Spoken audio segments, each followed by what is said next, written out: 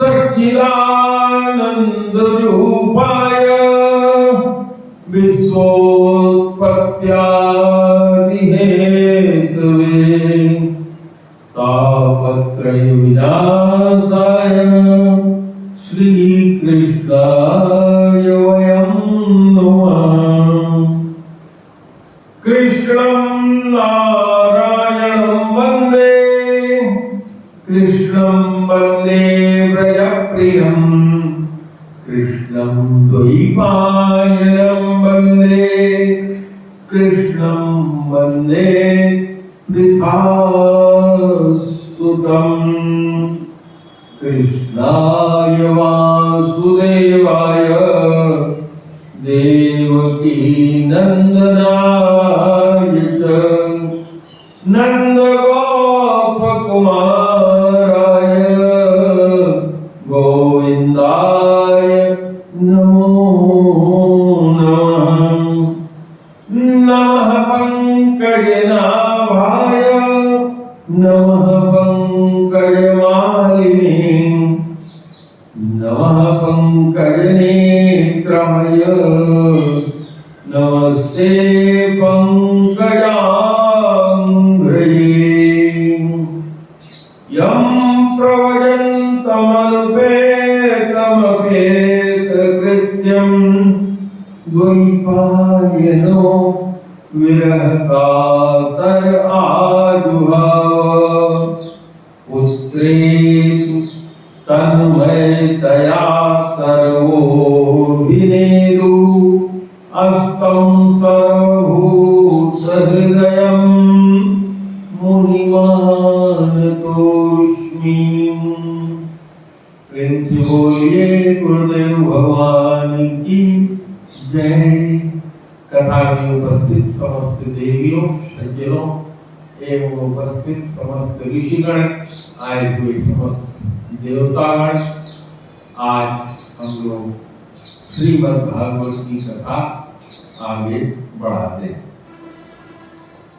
यह भागवत की कथा भक्ति विज्ञान विरागाप्तो विवेको वर्धते महान माया मोहद्रासश्च वैष्णवे क्रियते कथम। भक्ति ज्ञान वैराग्य को बढ़ाने वाली, विवेक को बढ़ाने वाली और कलयुग में माया मोह से निराशा से ग्रसित वैष्णवों को करने की क्रिया भागवत कथा। कल हम लोगों ने भागवत कथा में महात्म्य पे चर्चा किया। आज हम लोग भगवान के श्री कृष्ण के प्रागट्य पर सीधे 10वें स्कंद से कथा प्रारंभ करेंगे। भगवान श्री कृष्ण ही परम सत्य हैं। भगवान श्री कृष्ण ने इस धरा धाम पर आकर लोगों को उद्धार करने के लिए अपना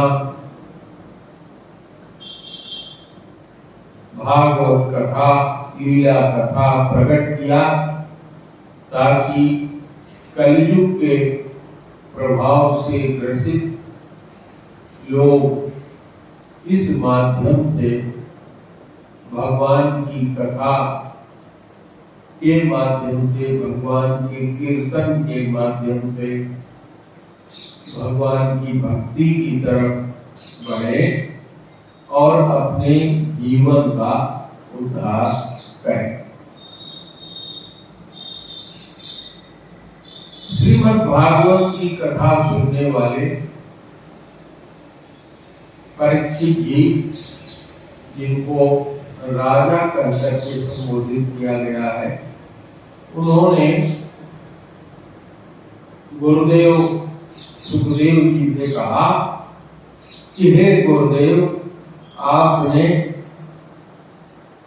चंद्रवंश और सूर्यवंश की कथा अभी तक सुनाया। आप कृपा करके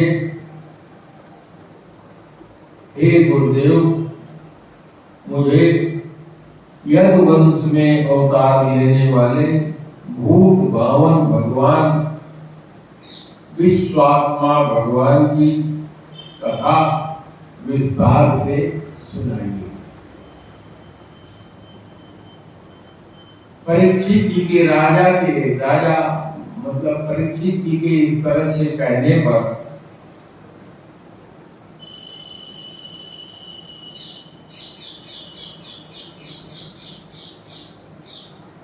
सुखदेव जी ने कहा कि ठीक है, मैं तुम्हें भगवान के वंश विस्तार की कथा सुनाता हूं। परीक्षित ने पूछा था कि हे प्रभु, जिन लोगों की तृष्णा रूपी प्यास सर्वदा के लिए बुझ चुकी है, जो जीवन मुक्त महापुरुष हैं, जिसका पूर्ण प्रेम से अतृप्त रहकर गान किया करते हैं, ऐसे मोक्ष जनों के लिए भव रोग का जो रामबाण औषध है तथा विषयी लोगों के लिए भी उनके कान और मन को परम आनंद देने वाला भगवान श्री कृष्ण की सुंदर सुखद रसीली कथा सुनाइए। और उन्होंने ये भी पूछा कि हे मुनिवर, अभी आपने चर्चा करते हुए कहा कि बलराम जी जो माता रोहिणी के पुत्र थे, वह भी माता देवकी से उत्पन्न हुए थे, तो यह किस प्रकार हुआ?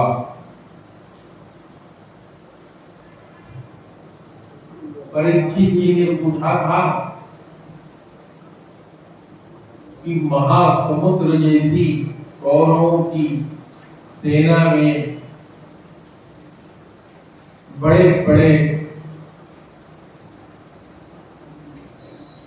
योद्धा थे, जो इतने बड़े बड़े जल में निवास करने वाले जंतुओं के समान थे, जो छोटे जंतुओं को सीधे निगल जाए।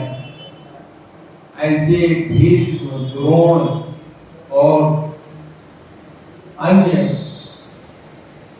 महान रथियों से किस प्रकार संरक्षण देकर भगवान श्री कृष्ण ने हमारे पितामह अर्जुन जी को इस युद्ध में जीतने की क्षमता दिया था। सूत जी ने कहना शुरू किया कि इतना सुनकर सुखदेव जी ने परीक्षित के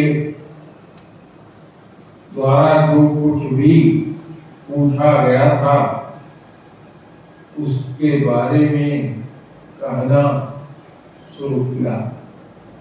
सुखदेव जी ने कहा, वसुदेव गृहे साक्षात् भगवान पुरुषः परः जनिष्यते तत्प्रिय जनिष्यते तत्प्रियार्थं संभवन्तु सुरप्रिय।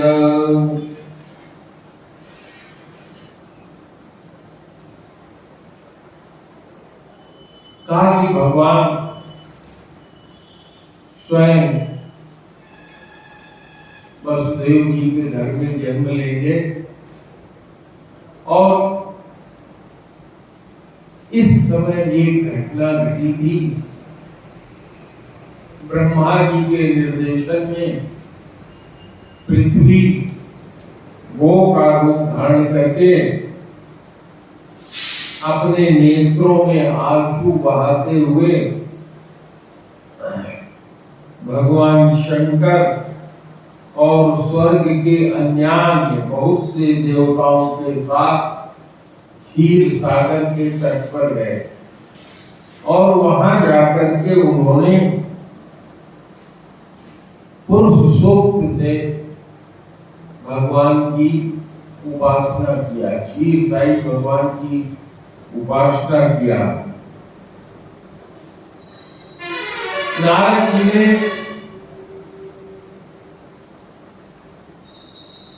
जी भी उसमें थे, सारे बड़े बड़े ऋषि मुनि सब साथ में थे। उसी समय आकाशवाणी हुई, जो ध्यान की अवस्था में ब्रह्मा जी ने सुना कि भगवान ने कहा कि वो ब्रह्मा वसुदेव जी के घर में मैं स्वयं साक्षात अवतार दूंगा, इसलिए आप लोग निश्चिंत हो जाइए और समस्त देवता लोग निश्चिंत होकर के मेरे आने का इंतजार करें। इतना सुनने के बाद ब्रह्मा जी ने सब देवताओं से कहा कि भगवान की प्रिया राधा जी भी ब्रज में भगवान के साथ उत्पन्न होगी, इसलिए देवताओं की समस्त स्त्रियां उनकी सेवा के लिए उनसे पहले ही ब्रज में जा करके जन्म ग्रहण करें। ब्रह्मा जी ने कहा कि भगवान शेषावतार भी, जो भगवान की ही कला होने के कारण अनंत कहलाते हैं, सहस्त्र मुख वाले हैं, वो भी भगवान का प्रिय कार्य करने के लिए भगवान से पहले ही उनके बड़े भाई के रूप में अवतार ग्रहण करेंगे। भगवान की जो योग माया है, वह भी जिसने सारे जगत को मोहित कर रखा है, उनकी आज्ञा से उनकी लीला कार्य संपन्न करने के लिए अंश रूप से अवतार ग्रहण करेंगे।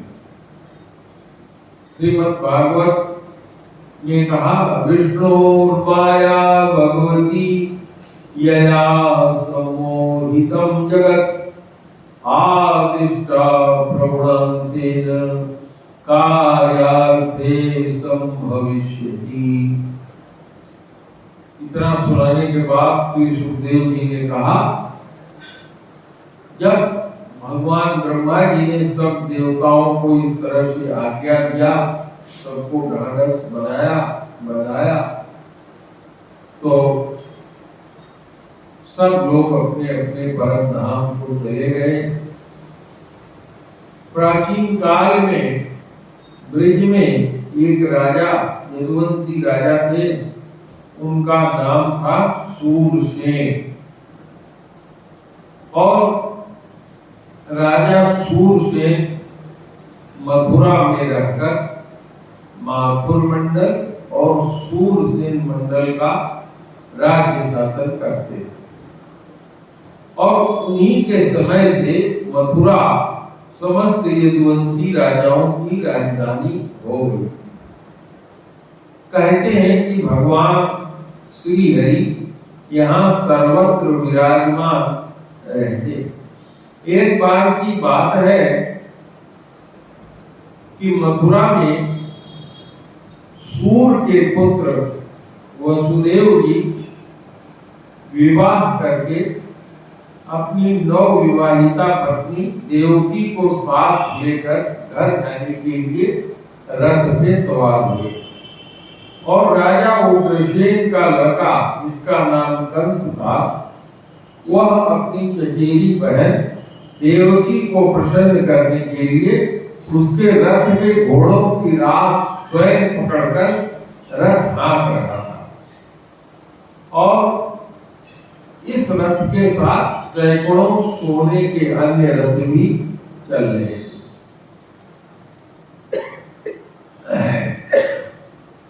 क्योंकि विदाई का समय था तो वर वधू के मंगल के लिए हजारों संत, तुरही, मृदंग, दुंदुभियां आदि बैठ गई। इसी समय आकाशवाणी हुई। आकाशवाणी ने कंस को संबोधित करके कहा, अरे मूर्ख, जिसको तू रथ में बैठा कर लिए जा रहा है, उसकी 8वें गर्भ की संतान तुझको मार डाले। पथि प्रक्रहिणम कंसमाभाष्याय शरीरवाक् अस्यास्त्वाष्टमो गर्भो अंताया वहसे अवधा।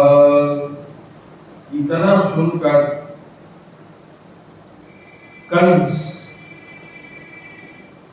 तलवार खींच लिया और अपने चचेरी बहन की चोटी पकड़कर उसको मारने के लिए तैयार हो गया कि मैं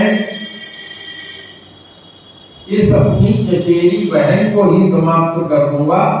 तो जब जड़ ही नहीं रहेगा तो इससे पौधा कहां से उत्पन्न होगा। यह देख करके वसुदेव जी ने समझाने का प्रयास किया। महाराज वसुदेव जी ने कहा कि हे राजकुमार, आप बड़े ही शूरवीर हैं। आपके गुणों की सराहना जगह जगह होती है। जिसे आप मारने जा रहे हैं, एक तो वह स्त्री है और दूसरे आपकी बहन भी है और तीसरे इसके विवाह का शुभ अवसर है। ऐसे समय में इसको मारना उचित नहीं है। वसुदेव जी ने कहा, मृत्युर्जन्मवतां वीर देहेन सहजायते अद्य वा दशरथान्ते वा मृत्युर्वे प्राणिनां ध्रुव। कहा कि जिस समय जीव पैदा होता है उसके शरीर यानी पैदा होने के साथ ही शरीर के साथ ही उसकी मृत्यु भी उत्पन्न हो जाती है। यह मृत्यु आज ही हो जाए या 100 वर्ष के बाद हो, मृत्यु तो होना सुनिश्चित है। यह देह 5 तत्वों से मिलकर के बना हुआ है और इस देह में जीव निवास करता है और यह जीवन स्वप्न की तरह से। जैसे यह जो जीव है इसका मन अनेक विकारों का संघात है। देहांत के समय अनेक जन्मों से संचित अपने प्रारब्ध कर्मों की वासनाओं के अधीन होकर वह माया के द्वारा रचे हुए अनेक 5 भौतिक शरीरों में जिस किसी शरीर के चिंतन में तल्लीन हो जाता है और मान बैठता है कि यह मैं हूं, वही शरीर फिर से ग्रहण करके जन्म लेता है। यतो यतो धावति दैवचोदितं मनोविकारात्मकमापपञ्चसु गुणेषु मायारचितेषु देयसो प्रपद्यमानं सहतेन जायते।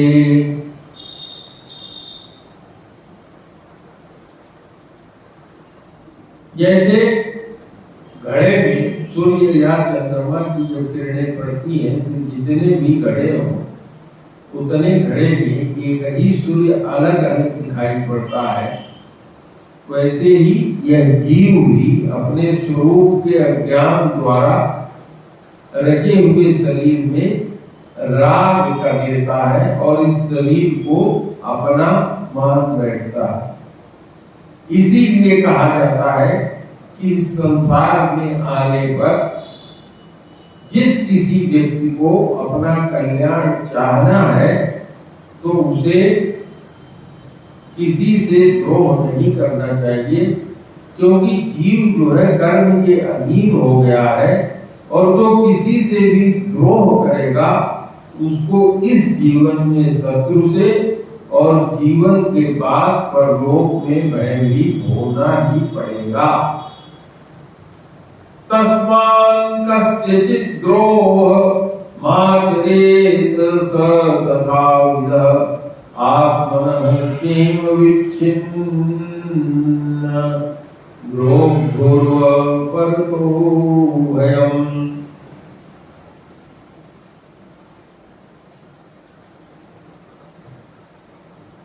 राजकुमार वसुदेव जी ने कहा कि हे कंस, आपकी यह छोटी बहन अभी एक छोटी बच्ची है, बहुत ही दीन है, आपकी कन्या के समान है, इस पर भी अभी इसका विवाह हुआ है, विवाह के मंगल चिन्ह भी अभी मिटे नहीं है, इसके शरीर पर वर्तमान है।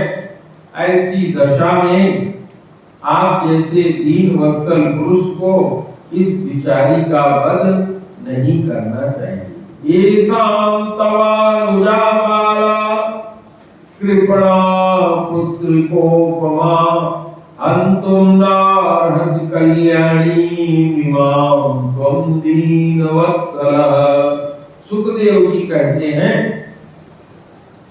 इस प्रकार वसुदेव जी ने प्रशंसा आदि करके सामनीत और भय आदि भेद नीत से कंस को बहुत समझाया, लेकिन ये तो बहुत क्रूर था, उसने अपने घोर संकल्प को नहीं छोड़ा।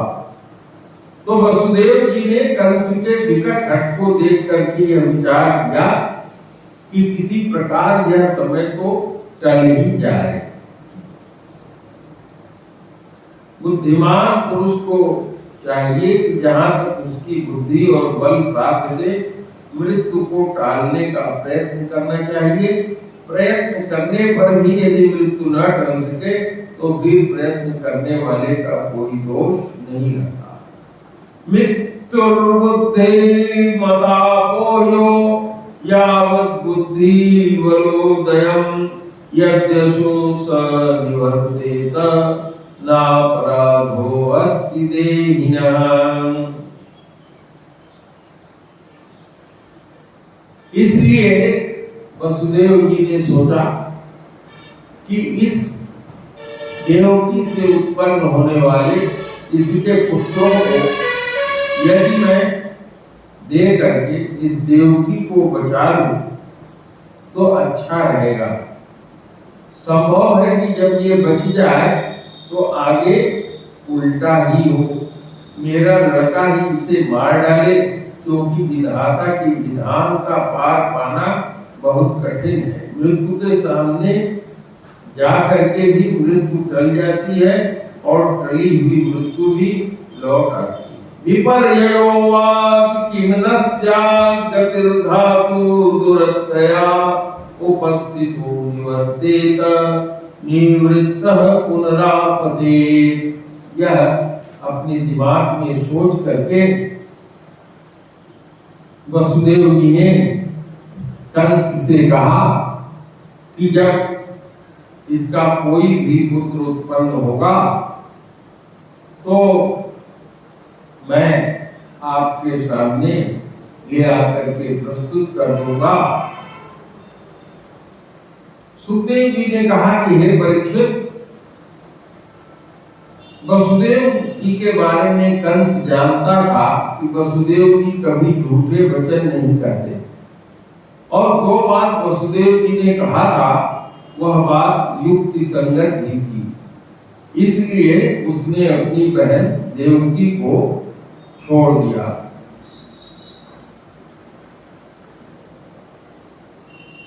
समय आने पर देवकी के गर्भ से प्रतिवर्ष एक एक करके 8 पुत्र तथा 1 कन्या उत्पन्न हुई। अथ काल उपावृत्ते देवकी सर्वदेवता पुत्रान् प्रसूसुवे चाष्टो कन्या चायवान् वत्सरम्।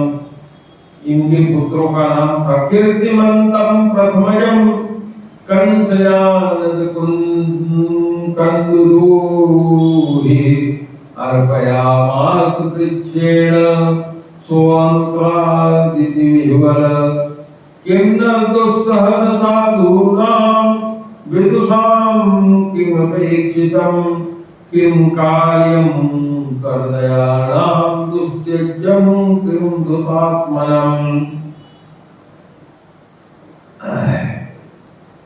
पहले पुत्र का नाम था कीर्तिमान। जब वो पैदा हुआ तो वसुदेव जी ने ला करके कंस को दे दिया। ऐसा करते समय वसुदेव जी को बड़ा कष्ट हुआ, परंतु इससे भी ज्यादा कष्ट उनको इस बात का था कि डर दूंगा तो कहीं मेरा वचन झूठा न हो जाए। हे परीक्षित, जो सत्य को मानने वाले पुरुष होते हैं वो बड़े से बड़ा कष्ट सह लेते हैं। ज्ञानी लोगों को किसी बात की अपेक्षा नहीं होती। नीच जो पुरुष है वो बुरे से बुरा भी काम कर सकता है, और जो जितेंद्रिय है, जिन्होंने भगवान को हृदय में धारण कर रखा है, उस सब कुछ का त्याग कर सकते हैं। कंस ने जब देखा कि वसुदेव जी अपने पुत्र को मुझे ले आकर के दे रहे हैं और इनका अपने पुत्र में जीवन और मृत्यु का भाव एक ही जैसा है, तो कंस ने कहा, हे वसुदेव, आप इस नन्हे सुकुमार बालक को ले जाइए, मुझे इससे कोई भय नहीं है, क्योंकि आकाशवाणी ने तो ऐसा कहा था कि देवकी के 8वें गर्भ से जो मेरा जो संतान उत्पन्न होगा उससे मेरी मृत्यु होगी। तो वसुदेव जी ने कहा, ठीक है, मैंने आपसे कहा था कि मैं ले आऊंगा, अतः मैं अपनी वार्ता के अनुसार आपके पास अपने बच्चे को ले आया।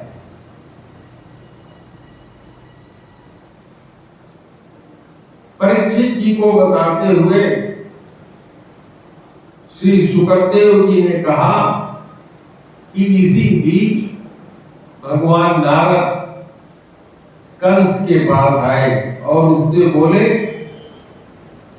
कि हे कंस, ब्रज में रहने वाले जितने नंद आदि गोप, उनकी स्त्रियां, वसुदेव और वृषभवंशी यादव, देवकी आदि यदुवंश की स्त्रियां और नंद वसुदेव दोनों के सजाती बंधु बांधव और सगे संबंधी सबके सब क्या है, देवता हैं, और जो इस समय तुम्हारी सेवा कर रहे हैं वे भी सब देवता ही हैं। और यह भी कहा कि दैत्यों के कारण पृथ्वी का भार बढ़ गया है, इसलिए देवताओं की ओर से अब तुम्हारे वध की तैयारी की जा रही है। कहा, नंदाद्याये ब्रजे गोपा याश्चामीसां चयोसितः वृष्णयो वसुदेवाद्या देवक्याद्या यदुस्त्रियः सर्वे वे देवता प्राया उभयोरपि भारत ज्ञातयो बन्धुसुहृदयो ये च कंसमनुव्रता एतत् कंसाय भगवान् अक्षांसावेत्य नारदः भूमिभाराय मानानां दैत्यानां च पदोद्यमम्। इतना सुनते ही कंस ने वसुदेव और देवकी को हथकड़ियों में लगा करके जेल में बंद कर दिया, क्योंकि नारद जी ने उसे समझा दिया था कि कोई पहला पुत्र भी 8वां हो सकता है और 8वां पुत्र भी पहला हो सकता है। कंस भी बड़े मजे में जानता था कि मैं पहले काल नेमि नाम का राक्षस था और भगवान विष्णु के हाथों मेरा वध हुआ था, इसलिए उसने यदुवंशियों से घोर विरोध ठान लिया था। कंस बहुत बलवान था, उसने यदुवंशी, घोष और अंधक के जितने राजा थे उनको और उग्रसेन को कैद में करके सूरसेन देश का शासन स्वयं चलाने लगा। इस तरह से भगवान का समय आया और भगवान ने गर्भ में प्रवेश किया। परीक्षित, सुखदेव जी कहते हैं कि हे परीक्षित, कंस तो अपने आप में स्वयं बलि ही था, साथ साथ मगध नरेश, जरासंध, प्रलंबासुर, बकासुर, चाणूर, तृणावर्त, अघासुर, मुष्टिक, अरिष्टासुर, दिविज, पूतना, मयंक, केसी और धेनु, ये भी उसके सहायता करने वाले थे। बाणासुर और भौमासुर आदि भी बहुत से दैत्य राजा उसके सहायक थे। इन सब की सहायता लेकर ये यदुवंशियों को नष्ट करने लगा। धीरे धीरे एक एक करके देवकी के 6 बालकों को उसने मार डाला। तब देवकी के 7वें गर्भ में भगवान के अंश भावन श्री शेष जी, जिन्हें अनंत कहा जाता है, वो पधारे। आनंद स्वरूप शेष जी के गर्भ में आने के कारण देवकी को स्वाभाविक रूप से हर्ष हुआ, परंतु कंस शायद इसे भी मार डाले, इस भय से उनका शोक बहुत बढ़ गया।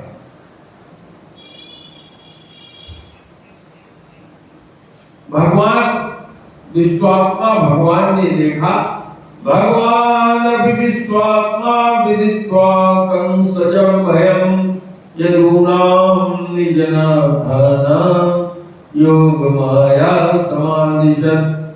भगवान ने देखा कि मुझे ही अपना स्वामी और सब कुछ मारने वाले यदुवंशियों को कंस द्वारा बहुत सताया जा रहा है। तब उन्होंने अपनी योग माया को आदेश दिया। क्या आदेश दिया?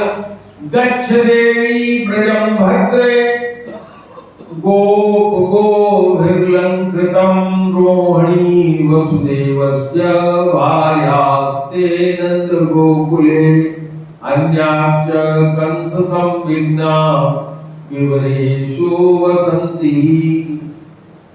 देवक्या जठरे गर्भं शेषाख्यं धाम मामकं तं सन्निकृष्य रोहिण्या उदरे सन्निवेशयः।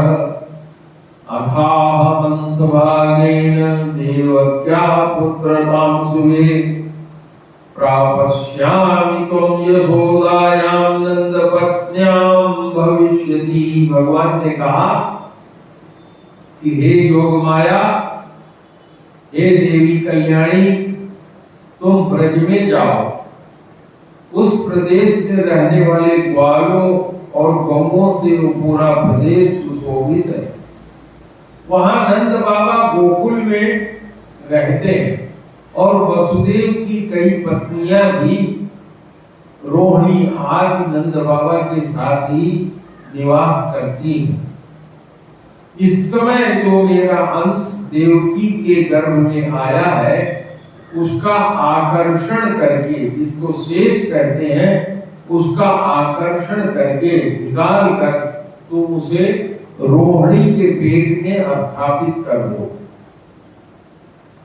हे देवी, अब मैं अपने समस्त ज्ञान बल आदि अंशों के साथ देवकी का पुत्र बनूंगा, तब तुम नंद बाबा की पत्नी यशोदा के गर्भ से जन्म लेना।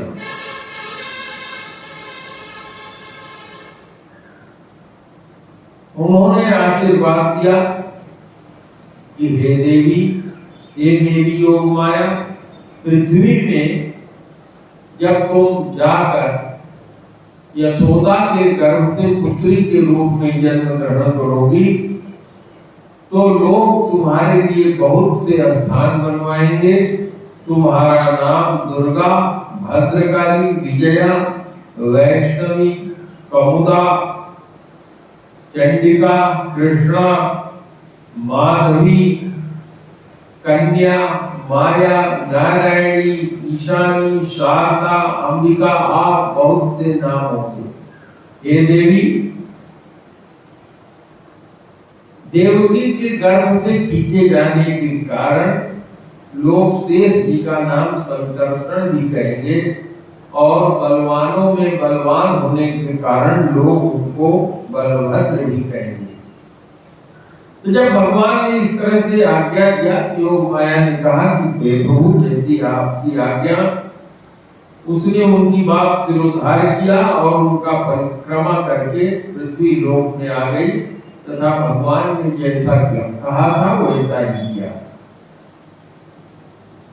योग माया ने देवकी का गर्भ निकाल करके रोहिणी के पेट में रख दिया। तब जितने लोग थे वो ये कहने लगे कि देवकी का यह गर्भ नष्ट हो गया। भगवान के बारे में कहते हैं, भगवान विश्वात्मा भक्तानां भयंकर आविशेषांश भागेन मनयानक दुंदुभे। भगवान कृष्ण अपने भक्तों का अभय करने वाले हैं। वे सर्वत्र सब रूप में रहते हैं, वो सब जगह उपस्थित है, उनका कहीं आना जाना नहीं होता। अतः भगवान ने वसुदेव जी के मन में अपने समस्त कलाओं को प्रकट कर दिया। तो जब भगवान ने वसुदेव जी के अंदर अपने कलाओं को प्रविष्ट किया, तो उनका जो तेज था वो सूर्य के समान तेजस्वी हो गया। उनको देख करके लोगों की, वसुदेव जी को देख करके लोगों की आंखें चौंधिया जाती थी। इस समय उनका तेज ऐसा था कि कोई भी अपने बल, वाणी या प्रभाव से वसुदेव जी को दबा नहीं सकता था। और यही तेज देवकी ने वसुदेव जी से ग्रहण किया।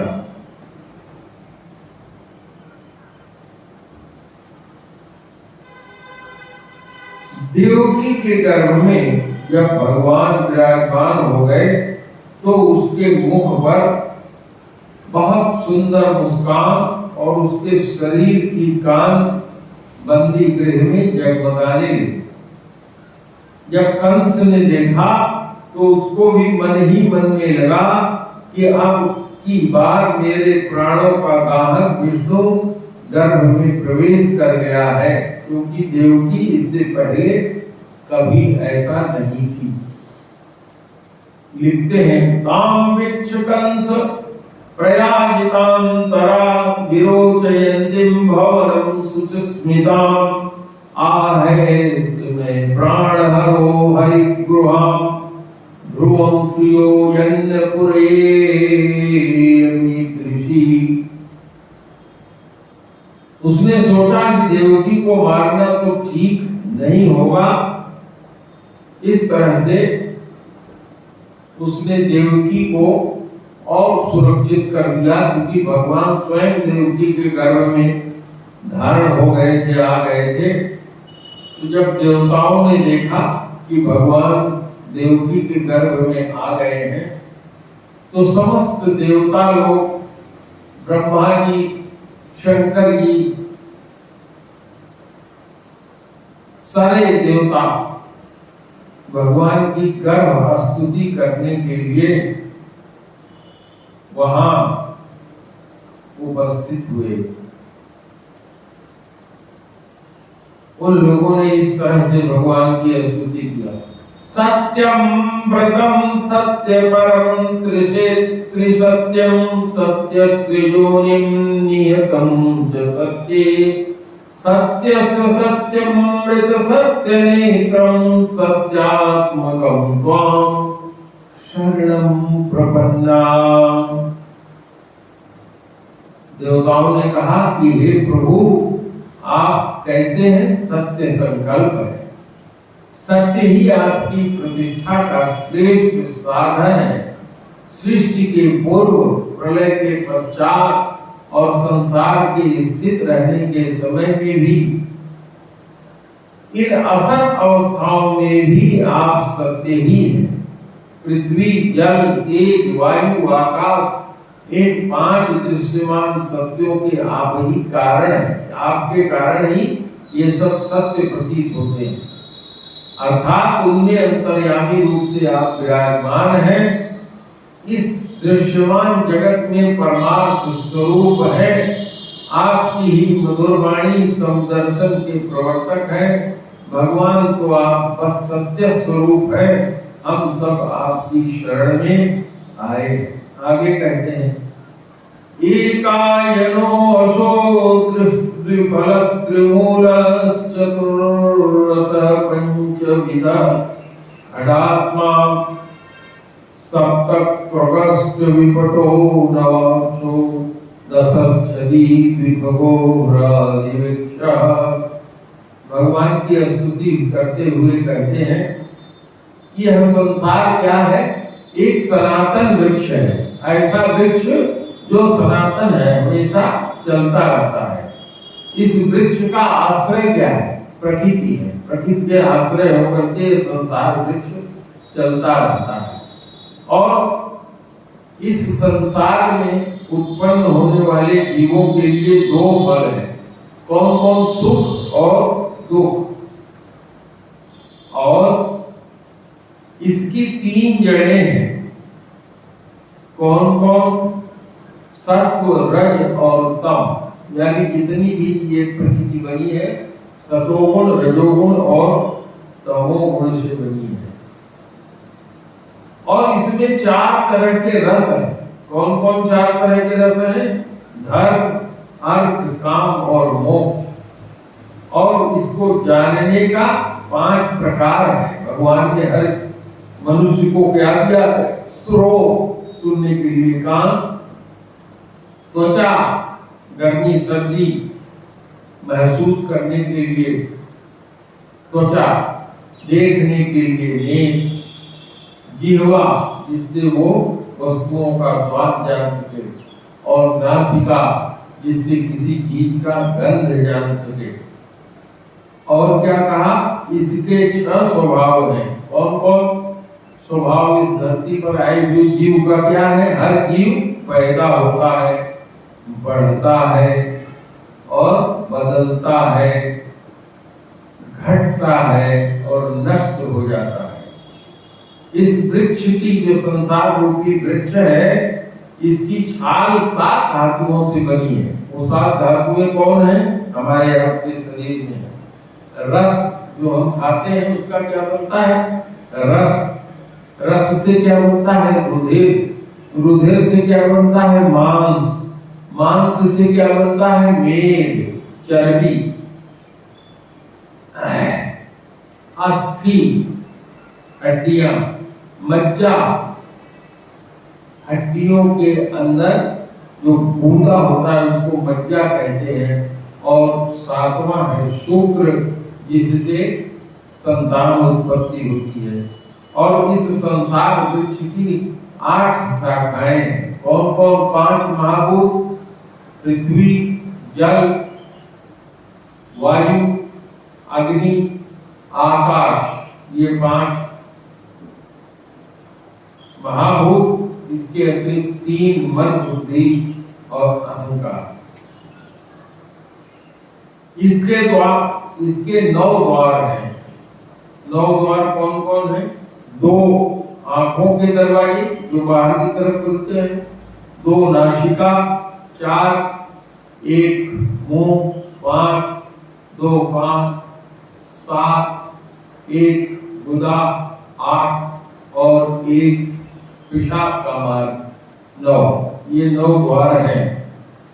और इसके 10 नाखून हैं। ये 10 कौन कौन है? प्राण, अपान, व्यान, उदान, समान, नाग, पूर्व, कृत्कल, देवदत्त और धनंजय, ये इसके 10 पत्ते हैं। इस संसार रूपी वृक्ष में 2 जीव निवास करते हैं। कौन कौन? एक जीव और एक ईश्वर। जैसे हमारा शरीर है, हमारे इस शरीर में हमारी जीव आत्मा है, और इसको जीव आत्मा को जीवित रखने वाला कौन है? ईश्वर है। तो ये 2 पक्षी इसमें निवास करते हैं। त्वमेक एवास्य सतः प्रसूति अस्तवं सन्निधानं त्वमनुग्रहश्च त्वन्मायया संवृतचेतसत्वं पश्यन्ति नानार्थ विपश्चितो ये। कहें ये संसार जो वृक्ष है, इसके उत्पत्ति के एकमात्र आधार कौन है? भगवान है।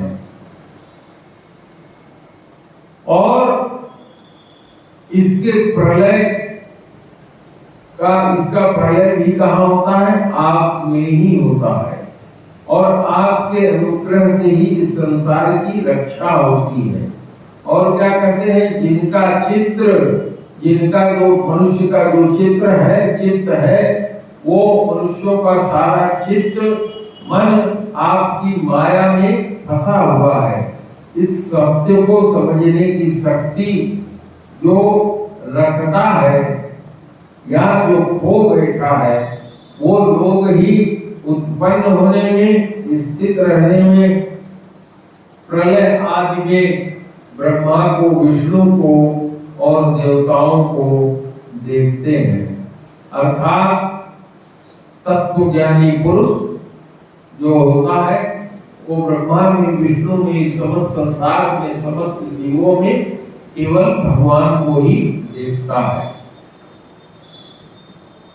आगे कहते हैं, त्वयं भुजक्षास्थिल सर्वधामी समाधिना आवेशित चेतसेकै त्वत्पादपोतेन महत्कृतेन कुर्वन्तु गोवत्स पदं भवति। कहते हैं, एक कमल के समान नेत्रों वाले प्रभु, कुछ बिरले लोग ही आपके समस्त पदार्थ और प्राणियों को आश्रयदाता के रूप में मान करके आप में अपना चित्त लगा पाते हैं। आपका जो चरण कमल रूपी जहाज है, जो इस भवसागर को पार कराने वाला है, उसमें जो अपना मन लगा लेते हैं, वो बछड़े के खुर से हुए गड्ढे के समान अनायास ही इस संसार सागर को पार कर जाते हैं। क्योंकि क्यों न हो, क्योंकि आपके संतानों ने इस संसार सागर को जो पार किया है। स्वयं समुत्तीर्य सुदस्वरं द्युमन् भवार्णवं भीममदभ्रसो हृदा भवत्पादम्भोरुहनावमन्त्र ये निधाय यादा सदनुग्रहो भवान्। कि हे प्रभु, एक परम प्रकाश रूपी परमात्मा, आपके जो भक्त हैं सारे इस संसार के निष्कपट प्रेमी होते हैं और सच्चे हितैषी होते हैं। वे तो स्वयं इस भयंकर और कठोर कष्ट को पार करने योग्य संसार सागर को आपके भक्त तो स्वयं ही पार कर जाते हैं और औरों के कल्याण के लिए भी ये आपके चरण कमलों की नौका को स्थापित कर जाते हैं। वास्तव में सत्पुरुषों पर आपकी महान कृपा है, उनके लिए तो आप अनुग्रह रूप हैं। ये अन्ये अरविंदाक्ष विमुक्त मानिनन् त्वस्य पयस्त भावादि विशुद्ध बुद्धयः आरुह्य कृष्णेन परम पदं ततः पतन्यो वनादृत युष्मदंघ्रयः। कहते हैं कि हे प्रभु, जो लोग आपके चरण कमलों की शरण नहीं लेते, आपके प्रति सच्चे भक्ति भाव से रहित होकर नहीं रहते हैं और जिनकी बुद्धि शुद्ध नहीं है, वे अपने आप को झूठा ही मुक्त मानते हैं, वास्तव में तो वो बद्ध ही हैं। ऐसे लोग जो बड़ी बड़ी तपस्या और साधना का कष्ट उठाकर किसी प्रकार ऊंचे से ऊंचे पद पर पहुंच जाते हैं, लेकिन वहां पहुंचने के बाद भी आपका आश्रय न होने के कारण गिर जाते हैं। तथा नते माधवतावका क्वचित् भ्रश्यन्ति मार्गास्त्वयि बौद्ध सौहृदा त्वया विमुक्ता विचरन्ति निर्भया विनायकानि कमधुर्धशो प्रभो। कह रहे हैं कि हे प्रभु, जो आपके लोग हैं यानी आपके भक्त हैं, जिन्होंने आपके चरणों में सच्ची प्रीत जोड़ लिया है, जिन्होंने कभी ज्ञान का अभिमान नहीं किया, वो कभी ज्ञानाभिमानियों की तरह से गिरते नहीं है। हे प्रभु, वो बड़े बड़े विघ्न को भी पार कर जाते हैं, विघ्नों के सिर पर पैर रखकर निर्विघ्न चलते हैं, उनके मार्ग में कोई रुकावट नहीं डाल सकता। सत्वं विशुद्धं श्रयते भवान् स्थितो शरीरिणां श्रेयोपायनं वपुः वेद क्रिया योग तपः समाधिभिः अस्तावरणं येन जनम समीरते। ब्रह्मा आगे स्तुति करते हुए कहते हैं कि हे प्रभु, इस संसार की स्थिति के लिए समस्त देहधारियों को परम कल्याण प्रदान करने वाला आपका विशुद्ध सत्व में जो सच्चिदानंद में परम दिव्य मंगल विग्रह आपका है, उस रूप के प्रकट होने से ही आपके भक्त वेद कर्मकांड अष्टांग योग तपस्या और समाधि के द्वारा आपकी आराधना करते हैं। भला आपके आश्रय के बिना वो किसकी आराधना करेंगे। सत्वं चेतातरिदं निजं भवेद विज्ञानम् अज्ञानविदापमार्जनम् गुणा प्रकाशैरनुमीयते भवान् प्रकाशते यस्य च येन वा गुणः। कहते हैं कि हे प्रभु, आप समस्त देवताओं और ब्रह्मांड के विधाता हैं यानी बनाने वाला है, और आपका विशुद्ध सत्व में निज स्वरूप न हो तो अज्ञान और उसके द्वारा होने वाले भेदभाव को नष्ट करने वाला अपरोक्ष ज्ञान भी किसी को हो नहीं सकता। जगत में दिखने वाले जो तीनों गुण हैं वो भी आपके द्वारा ही प्रकाशित होते हैं, यह सत्य है। परंतु इन गुणों की प्रकाशित वृत्तियों से आपके स्वरूप का केवल अनुमान ही होता है, आपके वास्तविक स्वरूप का साक्षात्कार नहीं होता। आपके वास्तविक स्वरूप का साक्षात्कार तो आपकी सेवा और भक्ति करने पर ही मिलता है। न नाम रूपे गुण जन्म कर्म भी निरूपितव्ये तव तस्य साक्षिणः मनोवचोभ्यां मनुमेय वर्तमनो देव क्रियायां प्रतीयन्ते थापिहि। कहते हैं कि मन और वेद वाणी के द्वारा केवल आपके स्वरूप का अनुमान होता है, उसके द्वारा आपको कोई देख नहीं सकता, आप उन सबके साक्षी हैं। इसलिए आपके गुण जन्म कर्म आदि आपके नाम और रूप का निरूपण नहीं किया जा सकता। फिर भी हे प्रभु, आपके भक्तजन उपासना आदि की क्रियाओं द्वारा आपका साक्षात्कार तो करते ही। श्रृण्वन् गृह्णन् अस्मरयश्च चिन्तयन् नामानि रूपाणि च मङ्गलानि ते प्रियासु यत्स्वच्चरणारविन्दयो रविष्टचेतान भवाय कल्पते। करें कि हे प्रभु, आपके मंगलमय नाम और रूपों का जो श्रवण करता है, कीर्तन करता है, स्मरण करता है और ध्यान करता है, वो आपके चरण कमलों की सेवा में ही अपना चित्त लगाए रहता है। फिर वो जन्म मृत्यु रूपी संसार के चक्र में नहीं पड़ता। दृष्टया हरिहस्या भवतः पदो भुवे भारो अपनीतस्तव जन्मनेषु दृष्टयाङ्किता त्वत्पदगैषु सोवने द्रक्षां गाद्यां तवानुकम्पितां। कह रहे हैं कि यह पृथ्वी तो आपका चरण कमल ही है, आपके अवतार से इसका भार दूर हो गया। धन्य है प्रभु आप हमारे लिए, हम सब के लिए बड़े सौभाग्य की बात है कि हम सब आपके सुंदर सुंदर चिन्हों से युक्त चरण कमलों द्वारा विभूषित पृथ्वी को देखेंगे और स्वर्गलोक को भी आपकी कृपा से किताब होकर देखेंगे। न ते अभवस्येष भवस्य कारणं विना विनोदं बत तर्कयामहे भवं विरोधः स्थितिरप्यविद्यया कृतायतस्त्वप्यभयाश्रयात्मनि। इस तरह से देवताओं ने भगवान की गर्भ स्तुति किया। इस तरह भगवान की गर्भ स्तुति करके अपने मत के अनुसार ब्रह्मा और शंकर जी स्वर्ग को चले गए।